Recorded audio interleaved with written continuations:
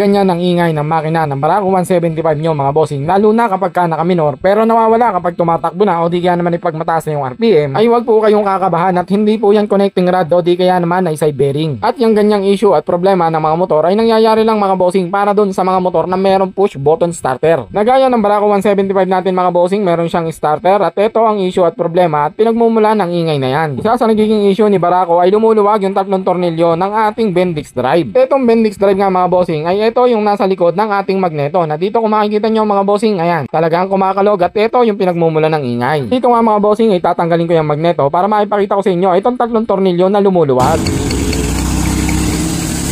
Isang magandang remedyo dyan mga bossing ay palitan yung tatlong